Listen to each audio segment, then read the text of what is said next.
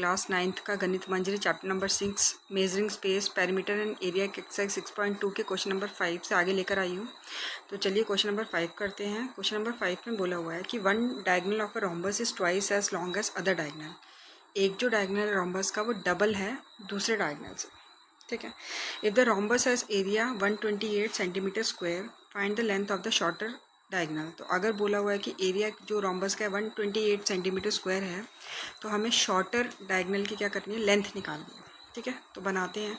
पहले एक shorter diagonal ले लो, ठीक है, और एक बड़ा वाला डायगोनल ले लो। ये लो बड़ा वाला बनाते हैं, इनको ज्वाइन कर लो, ठीक है। ये हमारा क्या हो गया, रोम्बस हो गया, ठीक है। नाम दे दो इसको ABCD दे दो, ABCD, ठीक है। अब लेंगे हम लोग कि लेट द शॉर्टर डायगोनल, हमने क्या ले लिया, डायगोनल क्या ले लिया, शॉर्टर डायगोनल कौन सा हमारा AC, क्या ले लिया हमने, X ले लिया, ठीक है। तो लॉन्गर डायगोनल क्या बोला हुआ है कि 2 टाइम्स ज़्यादा है, ठीक है। तो लॉन्गर डायगोनल हमारा क्या हो जाएगा, लॉन्गर डायगोनल हमारा कौन सा है, BD है, तो वो क्या हो जाएगा, 2 टाइम्स है तो 2 × X हो जाएगा, 2X हो जाएगा, ठीक है। और हमें क्या दिया हुआ है, एरिया ऑफ रोम्बस दिया हुआ है। एरिया ऑफ रोम्बस हमें क्या दे रखा है, तो एरिया ऑफ रोम्बस हमें दे रखा है 128 सेंटीमीटर स्क्वायर, ठीक है। अब एरिया ऑफ रोम्बस का फॉर्मूला क्या होता है, एरिया ऑफ रोम्बस निकालने का फॉर्मूला होता है half into D1 into D2, मतलब डायगोनल 1 मल्टीप्लाई बाय डायगोनल 2। तो इसकी जगह मैं लिख दूंगी half into diagonal 1 into diagonal 2 equal to क्या होता है 128, ठीक है। और यहाँ पे मैं लिख दूंगी कि ये D1 है मेरा और ये क्या है मेरा D2 है, ठीक है। इतना क्लियर हो गया। चलिए D1 क्या है मेरा X है, ठीक है, और D2 क्या है मेरा 2X है, इक्वल टू क्या हो गया 128 हो गया, ठीक है। ये मल्टीप्लाई हुआ तो क्या हो गया 2X स्क्वायर हो गया, ये 2 उधर चला जाएगा तो 128 में से मल्टीप्लाई हो जाएगा क्या 2, ठीक है। करने की ज़रूरत ही नहीं है, हम यहाँ से डायरेक्ट कर सकते थे। हम यहाँ पे डायरेक्ट क्या कर सकते हैं, 2 से 2 कैंसिल आउट कर दो तो X × X क्या हो गया, X स्क्वायर हो गया। X स्क्वायर हमारा कितना आ गया 128 आ गया ना 128। अब स्क्वायर हटता है तो क्या लगता है, रूट लगता है 128 का रूट, ठीक है। मैंने आपको पहले बताया है कि रूट निकालने का बहुत आसान तरीका होता है कि हम क्या करते हैं, प्राइम फैक्टर निकालते हैं। 2 × 6 = 12, 2 × 4 = 8, 2 × 3 = 6, 2 × 2 = 4, 2 × 1 = 2, 2 × 6 = 12, फिर 2 × 8 कितना होता है 16 होता है, फिर 2 × 4 = 8, 2 × 2 = 4, 2 × 1 = 2। जिसके पेयर बनते हैं वो बाहर, तो ये इसका बन रहा है बाहर 2 आ गया, इसका बन रहा है 2 बाहर, इसका बन रहा है 2 बाहर, इसका नहीं बन रहा तो ये क्या रहेगा अंदर ही रहेगा। इसका 2 × 2 = 4, 4 × 2 = 8, तो आंसर क्या आया हमें 8√2 सेंटीमीटर, ठीक है। क्लियर हो गया, ठीक है। क्वेश्चन नंबर 6 में चलते हैं। क्वेश्चन नंबर 6 में क्या बोला हुआ है, तो 6 में बोला हुआ है कि ABCD इज अ पैरेललोग्राम, ठीक है। ABCD हमें क्या दे रखा है, पैरेललोग्राम दे रखा है, तो चलो एक पैरेललोग्राम बना लेते हैं, ठीक है। इस टाइप का नहीं बनाएंगे तो रॉन्ग हो जाएगा, ठीक है। ये लो ऐसे बना दिए पैरेललोग्राम, ठीक है। क्या बना दिए, ABCD बना दिया, ठीक है। P and Q are any 2 point on side AB पे ही P और Q है, तो P यहाँ पे ले लो और Q यहाँ पे ले लो, ठीक है, AB पर। What can you say about the area PCD के बारे में क्या कहोगे आप, तो PCD को ज्वाइन कर लो, ठीक है। और एरिया QCD, ठीक है, QCD, तो QCD के बारे में क्या कहोगे, ठीक है। हमें ये दिया हुआ है, ठीक है। तो आपने वही लिखना है, गिवन आपको दे रखा है कि ABCD क्या दे रखा है आपको, ABCD इज़ अ पैरेललोग्राम दिया हुआ है आपको, ठीक है। आपको बोला है कि आप इसके लिए क्या कहोगे कि ये और ये इसका रेशियो क्या होगा, ठीक है। तो टू फाइंड क्या करना है आपको, तो टू फाइंड करना है कि एरिया ऑफ ट्राइंगल PCD और एरिया ऑफ ट्राइंगल QCD का रेशियो क्या होगा, ये फाइंड आउट करना है आपने। तो प्रूफ में जाते हैं हम, ठीक है। अब प्रूफ में देखो आपको क्या दिख रहा है, PCD और QCD क्या दिख रहे हैं आपको, एक सेम बेस पे लाई कर रहे हैं CD पे, ठीक है। तो हम क्या लिखेंगे, triangle PCD and triangle QCD both lie on the same base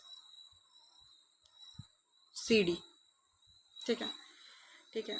और बोथ ट्रायंगल क्या हैं जो लाई कर रहे हैं वो सेम पैरेलल लाइंस पे कर रहे हैं, A B and C D पे।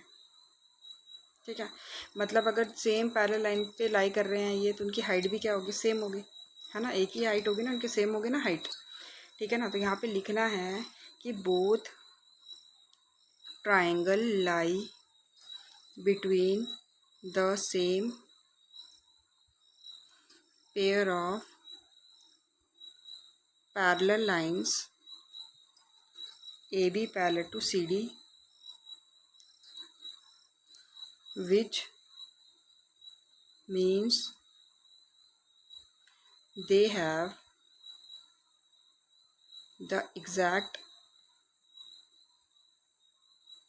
same perpendicular height h।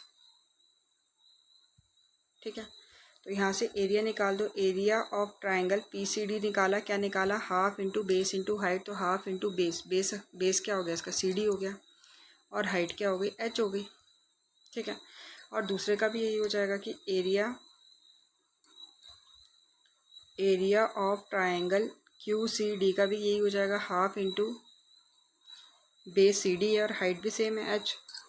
ठीक है, अब देखो एरिया दोनों का इक्वल है ना, दोनों का एरिया क्या है, इक्वल है। यहाँ पे बोला हुआ है कि एरिया, यहाँ पे लिखना है since both area are equal so the ratio is,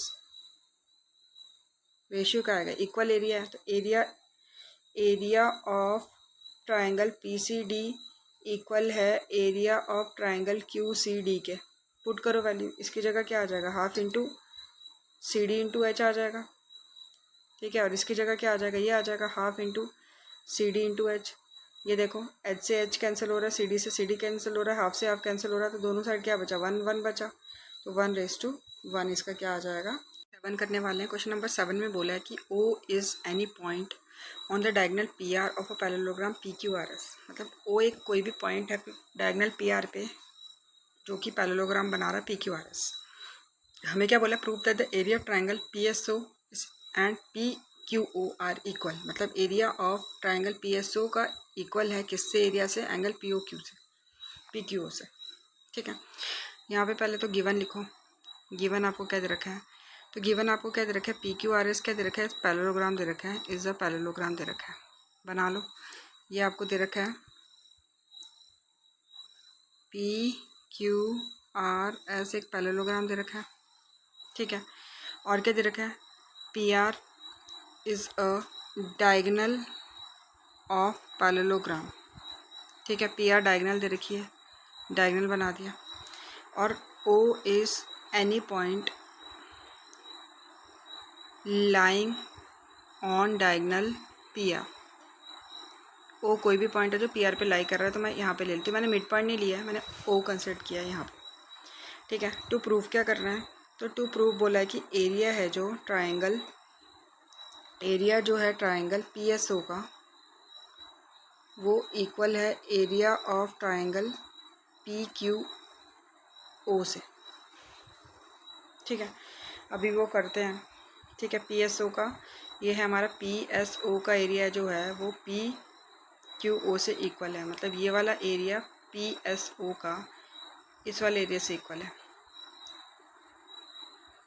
ठीक है, ये प्रूफ करना है हमें।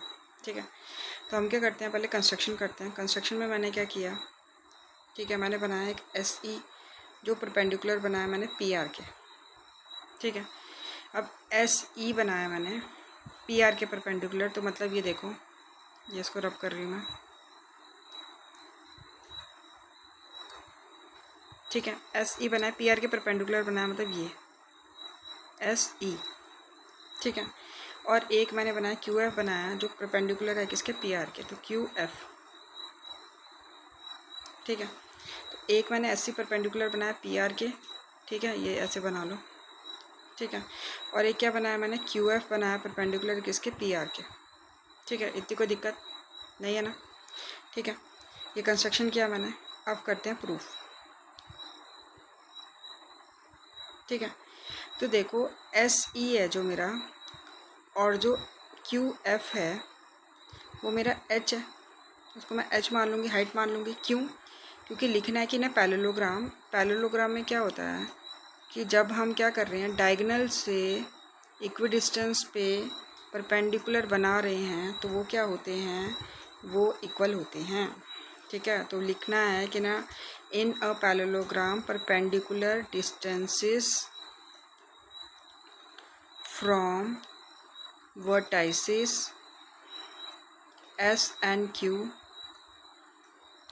to the diagonal PR are equal। ठीक है, लिख दिया। अब आप निकालो, पहले एरिया निकालो। एरिया ऑफ ट्रायंगल PSO क्या होता है, half into base into height होता है। ठीक है, देखो PSO का एरिया है, अब मैं आपको बता रही हूँ, PSO ये वाला है। ठीक है, और दूसरा आपके पास क्या है, दूसरा ट्रायंगल क्या है, PQO। दोनों का बेस क्या सेम है, PO। ठीक है, तो यहाँ पे क्या आ जाएगा, हाफ बेस की जगह PO आ जाएगा। ठीक है, और हाइट आपको क्या पता है, हम किसकी बात कर रहे हैं, PSO की बात कर रहे हैं, तो हाइट क्या इसकी ऐसी है। ठीक है ना, तो यहाँ पे मैं लिख दूँगी हाफ का हाफ, PO का PO, ऐसी की जगह क्या आ गया, H आ गया। यहाँ पे लिखा है मैंने कि मैंने इसको हाइट माना। ठीक है, ये आ गई इक्वेशन 2। ठीक है, सिमिलरली ऐसे ही एरिया आप किसका निकालोगे, एरिया निकालोगे ट्रायंगल PQO का, जो होता है half into base into height होता है। ठीक है, बेस दोनों का सेम है, तो हाफ इंटू बेस आपको पता है PO है, और हाइट क्या है इसकी, तो हाइट आपको यहाँ पे पता है PQO की। PQO की हाइट कौन सी, ये वाली 90 डिग्री बन रही है, तो ये क्या है, QF है। तो इसको मैं लिख सकती हूँ half into PQ into H। ये आगे मेरी थर्ड इक्वेशन। ठीक है, अब सेकेंड इक्वेशन को कंपेयर करो, लिखेंगे यहाँ पे कि comparing equation second and third. ठीक है, देखो यहाँ पे क्या मिला आपको कि ये एरिया आया आपका PSO का, क्या आया, half into PO into H, और इसका भी एरिया क्या है, यही आया सेम। तो क्या इसका मतलब मिला कि ये दोनों क्या हो गए, इक्वल हो गए ना, है ना। देखो ना, अगर एरिया ऑफ ट्रायंगल PSO का क्या आया, हाफ इंटू क्या आया, PO इंटू H आया, half into PO into H आया। ठीक है ना, half into PO into H किसका एरिया है, एरिया इसका भी है, तो इसकी जगह मैं क्या लिख दूंगी, एरिया ऑफ ट्रायंगल क्या लिख दूंगी, PQO लिख दूंगी। PQO लिखना है, सॉरी PQO लिख दूंगी। और यहाँ पे तो एरिया ऑफ ट्रायंगल क्या आया, PSO आया है। ठीक है, यही प्रूव करना था ना, तो हैंस प्रूव हो गया कि ये दोनों ट्रायंगल क्या है, इक्वल हैं विदाउट टेकिंग मिड पॉइंट। हमने मिड पॉइंट नहीं कंसिडर किया था ओ को। ठीक है, समझ आ गया क्वेश्चन, समझ में आ गया। चलिए।